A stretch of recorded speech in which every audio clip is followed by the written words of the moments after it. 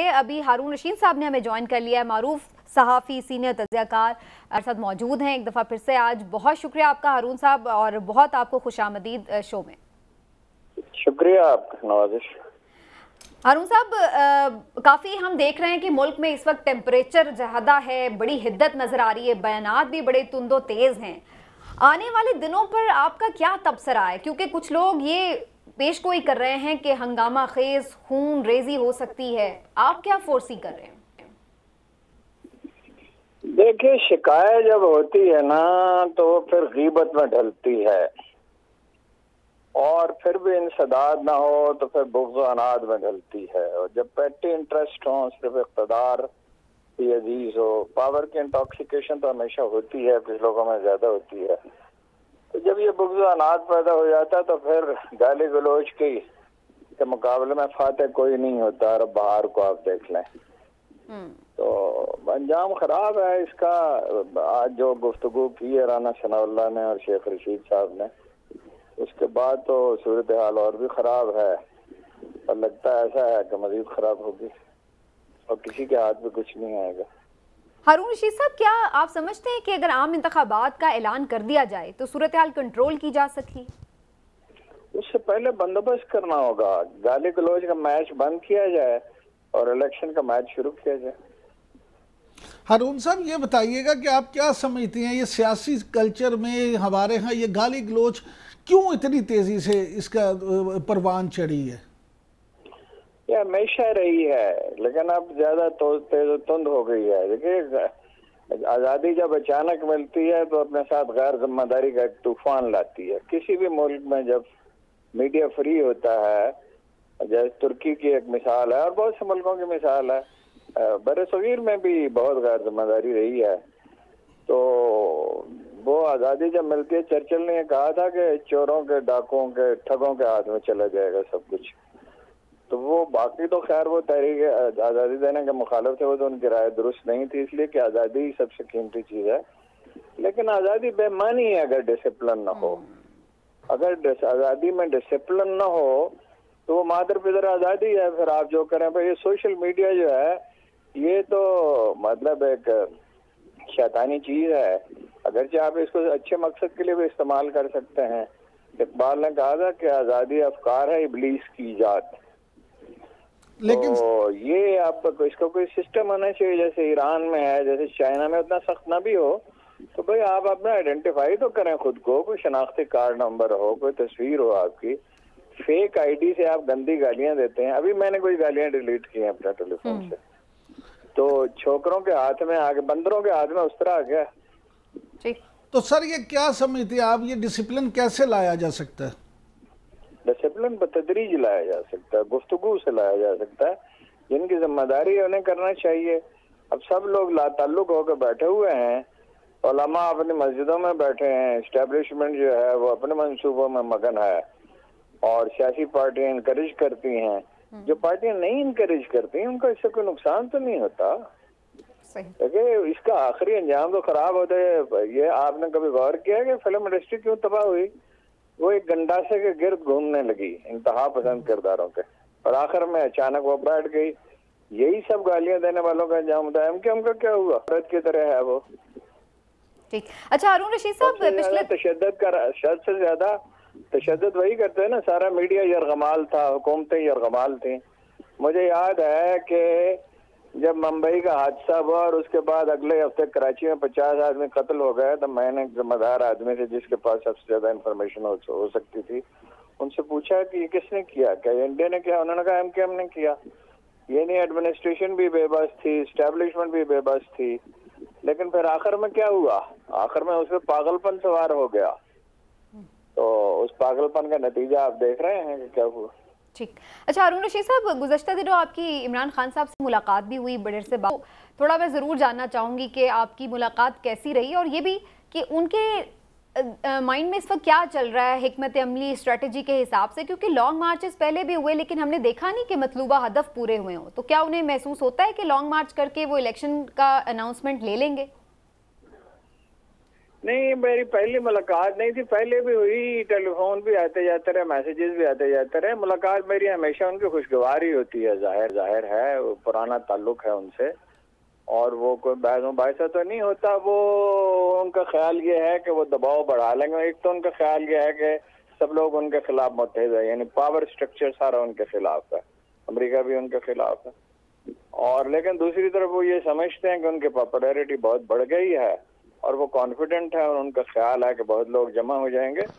मेरा ये ख्याल है कि वो अपनी पावर तो इस्टेब्लिश कर चुके हैं, अपनी पॉपुलैरिटी को 10 गुना ज्यादा बड़े जलसे वो कर रहे हैं।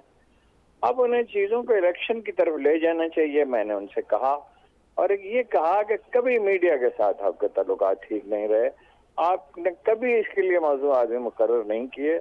उन्होंने फिर पूछा भी कोई आदमी नाम बताएं आप, मैंने कहा मैं क्यों बताऊं, नाम बताएं, मैं ऑफ हैंड, अगर मुझे तजवीज़ भी करना, फर्ज कीजिए मशवरा देना भी, तो ऑफ हैंड तो नहीं दे सकता। तो मैंने नाम लेके मुख्तलिफ लोगों का कहा कि ये फॉल्ट है, मीडिया के साथ आपके खुशगवार मरासम होने चाहिए और आपको दलील से बात करनी चाहिए। ये जो लोगों को धमकाना है और मारना पीटना है और कैरेक्टर असैसिनेशन करना, ये कौन सी स्ट्रेटजी है? इस पर उन्होंने एग्री किया। उन्होंने कहा कि कोई मौजूद आदमी चाहिए इसके लिए, और बाकी वो तो उनके टारगेट तो इलेक्शन ही है। अच्छा हारून रशीद साहब, आपकी तज्जिए में इलेक्शन कब हो रहे हैं? ये हुकूमत भी थोड़ी मुश्किल में नजर आ रही है, जाहिर है उस तरह से अददी अक्सरियत इनके पास भी बड़ी थिन मेजॉरिटी है, फिर इदारे भी कुछ लग रहा है कि परेशान हैं इस हिसाब से कि उन्हें भी तनकीद का निशाना बनाया जा रहा है। तो ये इस वक्त सिचुएशन जो है ये ऐसा लग रहा है कि किसी के लिए भी बहुत कंफर्टेबल नहीं है। आपके ज़ाती तज्जिए में क्या मुल्क इंतखाबात की तरफ जा रहा है? देखिए, लॉर्ड मॉन्टगोमरी पड़े हुए थे सहरा में, तो उनका जो था यानी अर्दली, फौज में तो अर्दली होता है, उससे लोगों ने कहा कि जनरल मॉन्टगोमरी से पूछिएगा किसी वक्त जब उनका मूड खुशगवार हो, नहीं जनरल रोमेल सॉरी, जब उनका मूड खुशगवार हो तो उनसे पूछिएगा ये जंग कब खत्म होगी, ये जलील जंग कब खत्म होगी। तो एक दिन उसने देखा कि मूड बड़ा अच्छा है, खा पी रहे हैं और चहक रहे हैं, तो सडनली जनरल रोमेल ने अपने अदली से पूछा तुम्हारा क्या ख्याल है ये जलील जंग कब बंद होगी? तो ये अगर आप इस सवाल का जवाब कोई मुझे दे दे तो मैं उसे 5 लाख रुपए इनाम देने के लिए। एक फ्लूइड सिचुएशन है, इसमें क्या कहा जा सकता है? अगर प्रेशर बढ़ गया, लेकिन सिर्फ प्रेशर से नहीं, गुफ्तगू बंद नहीं करनी चाहिए। कायद-ए-आज़म का तर्ज सियासत नहीं है।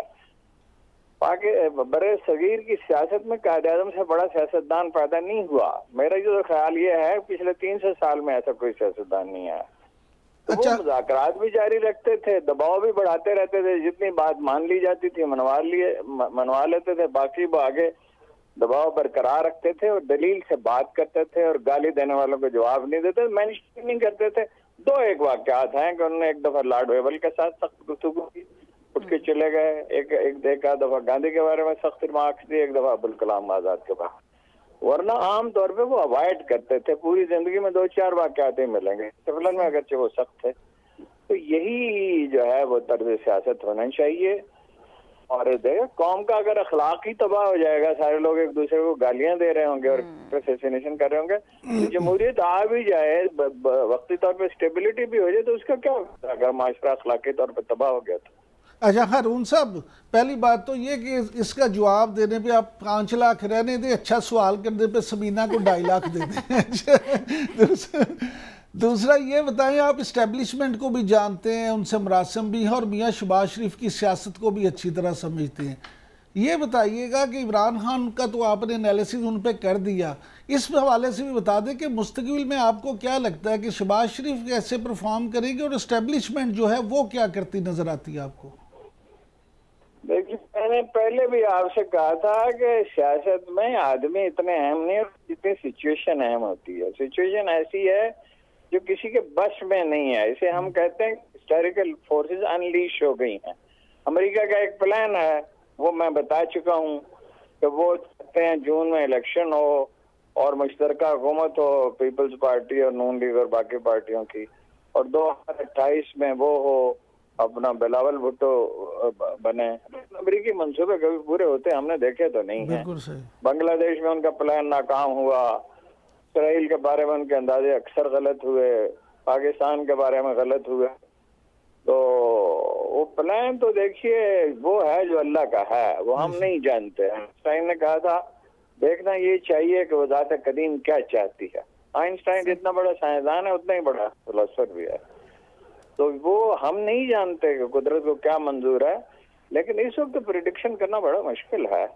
मगर ये है कि कंट्राडिक्शंस, कार्ल मार्क्स ये कहते हैं कंट्राडिक्शन शार्प होती हैं तो तभी रिजॉल्व होती हैं, लेकिन कोई ना कोई हल निकलेगा। इसलिए कि इस तरह तो नहीं चल सकती चीजें। इस्टेब्लिशमेंट काफी रेलेवेंट हो गई है, पहले जितनी रेलेवेंट तो नहीं रही, और हुकूमत की भी कोई रिट नहीं रही है। रेलेवेंट तो इस वक्त इमरान खान है या अमेरिका है। सही। अच्छा हारून रशीद साहब, ये भी फरमाइएगा कि ज़ाहिर है हुकूमत भी ये जानती है कि खान साहब की पॉपुलैरिटी जो है इस वक्त उन्हें नज़र आ रहा है कि क्राउड अच्छा उनके पास आ रहा है, पॉपुलैरिटी इंक्रीज़ करी, तो उसको काउंटर करने के लिए मुख्तलिफ बातें भी की जा रही हैं। लॉन्ग मार्च को भी क्रश करने की स्ट्रैटेजी बनाई जा रही है, ऐसी खबरें आती हैं।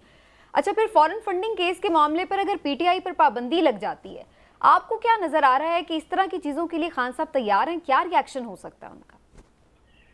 कुछ भी नहीं हो सकता। अवामी तहरीकें इस तरह कभी खत्म नहीं होती। पाबंदी लगा दें, गिरफ्तार कर लें, आप कितने आदमियों को जेल में रख सकते हैं? भुट्टो साहब ने 50,000 आदमी जेलों में डाल दिए थे, सारी लीडरशिप गिरफ्तार कर ली थी। फिर क्या हुआ था? वो ये नहीं होता, इस तरह नहीं आप दबा सकते अवामी तहरीकों को। अच्छा ये कौमी खुददारी की तहरीक है, इसमें तकरीबन वैसा ही वलवला पैदा हो जाता है जैसा आज़ादी की तहरीक में होता है। लोग नौकरियां छोड़ने के लिए तैयार हो जाते हैं, लोग हत्या के जान देने के लिए बाद लोग तैयार हो जाते हैं। आपने वकीलों की तहरीक में नहीं देखा? वकील तो पैसे कभी छोड़ते ही नहीं है। मेजोरिटी की बात कर रहा हूँ, मुंशी नहीं छोड़ते, उनके वकील छोड़ते हैं। और 2 साल वकील बेरोजगार रहे और उन्होंने इसको बर्दाश्त किया। जब ठन जाती है तो लोग और तरह से सोचने लगते हैं। सही। अच्छा हारून रशीद साहब, एक चीज़ पे मैं आपका और तबसरा चाहूँगी। आपने आज ट्वीट भी किया इस हवाले से, शाहिद आफरीदी ने कुछ इमरान खान साहब पे तनकीद की, तो सोशल मीडिया के लोगों ने भी उन्हें आड़े हाथों ले लिया, बड़ी उन पे तनकीद हुई, कुछ लोगों ने ज़ाहिर उनके हक की भी बात की। आज आपने भी बड़ा इंटरेस्टिंग ट्वीट किया और आपने तो ये भी उसमें लिखा कि आपने इमरान खान साहब को ये मशवरा दिया था कि शाहिद खान आफरीदी को शामिल कर लें PTI में। थोड़ा इस पे भी बताएं, क्या तनकीद करना खान साहब पे मना है जो इतना उन्हें ट्रोल किया गया, और फिर आपके मशवरे की क्या हकीकत? बिल्कुल नहीं। अगर देखिए ना, खान साहब ये कहते थे, जब मैंने उनसे कहा, 1-2 बार कहा कि ये कराची और लाहौर और पेशावर से बेहक वक्त जीत सकता है, कम से कम 3 जगहों से, और शायद पिंडी से भी। तो उन्होंने कहा बहुत सादा लव आदमी है, तो उन्होंने इस पे कोई गौर करा, और वो क्रिकेट खेल रहा है। मैंने कहा बल्कि कितने क्रिकेट बाकी है, पुरानी बात है वैसे अगरचे, तो वो हेल्पफुल हो सकता है। वो तो खैर एक आइडिया था जो मैच्योर नहीं हो सका। लेकिन अफरीदी से ये कहने की बजाय कि तुम 0 पे आउट हो जाते थे और तुमने क्रिकेट को बर्बाद कर दिया और तुम शहबाज शरीफ से मिले, अगर उसकी बजाय उनसे ये कहते कि अफरीदी साहब आप हमारे हीरो हैं, 5 करोड़ रुपए क्या होते हैं, आपको 5 करोड़ रुपए भी चाहिए हो वेलफेयर प्रोजेक्ट के लिए, कौम की खिदमत के लिए, तो कौम आपको करने के लिए तैयार है। देखिए, मैंने खान साहब को इस पर कायल किया था जब इंडियन अदाकार आते थे शौकत में, तो मैंने उस पर लिखा, उसमें जाहिर है वो नाखुश थे, बहुत सख्त कालों लिखा। उन्होंने कहा तुम इस पे कंपेन चलाओगे? मैंने कहा हाँ मैं इस पे कंपेन चलाऊंगा। तो उन्होंने कहा क्यों? मैंने कहा ये कौम आपको 1 करोड़ रुपए दे सकती है तो 2-3 करोड़ रुपए और नहीं दे सकती। तो कायल हो गए थे और इसके बाद कभी नहीं बुलाया गया। आप बात करने का कोई सलीका होता है। वो आफरीदी जो है वो एक हीरो है, एक लीजेंड है, वो बहुत सादा सा आदमी है, खिलाड़ी ऐसे ही होते हैं। तो आप उसकी इमरान खान से इख्तलाफ करना क्या जुर्म है, और शहबाज शरीफ से राब्ता क्या जुर्म है? वो बेचारा पेचीदा चीजों को थोड़ी समझता है, उसे कोई अंदाजा भी नहीं होगा कि ये नतीजा निकलेगा। सलूक उनके साथ नहीं करना चाहिए। जब आप लोगों के साथ ये सलूक करेंगे तो वो भी आपके साथ यही सलूक करेंगे। अच्छा हारून रशीद साहब, आपने अभी फरमाया कि इमरान खान साहब से आपकी मुलाकात जब हुई तो आपने एक तो मीडिया के हवाले से उनको बताया कि खराबी है, तो क्या उन्होंने भी अपनी कारकर्दगी के हवाले से या अपनी कोई ऐसी खराबियों के हवाले से बात की कि अगर दोबारा उन्हें मौका मिला तो वो जो चीज़ नहीं दोहराएंगे? उन्होंने इस पर जोर दिया कि मैं अब नजरियाती लोगों को दूंगा। मैंने वो मुमकिन नहीं है। वैसे जाहिर है इस दफा ज्यादा वर्करों को उम्मीद है कि वो करेंगे। फंड्स का भी मसला नहीं होगा, लोग डोनेशन देने के लिए तैयार हैं। अभी कुछ लोग आए हुए थे नारंग मंडी से, देहात के लोग, तो वो ये कह रहे थे कि हमारे तो सब लोग जो नाखुश वापस आ गए हैं, और मुकाबला अगरचे अब भी सख्त होगा, उस इलाके अपने इलाके की बात कर रहे थे, लेकिन ये हमारे लोग बड़े पुरजोश हैं, देहात में किसान खुश हैं। इस दफा अगरचे गंदम की फसल जरा मुतासर हुई है, लेकिन ओवरऑल फसलें अच्छी हुई हैं।